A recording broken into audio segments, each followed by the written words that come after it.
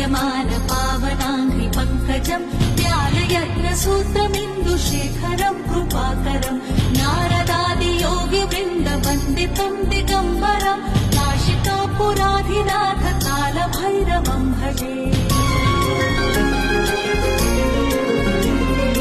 भानुकोटिभास्वरम् भवाब्धितारकम् परम् नीलकण्ठमीप्सितार्थदायकम् त्रिलोचनम् कालमालमम्बुजाक्षमक्षशूलमक्षरम् काशिकापुराधिनाथ कालभैरवम् भजे।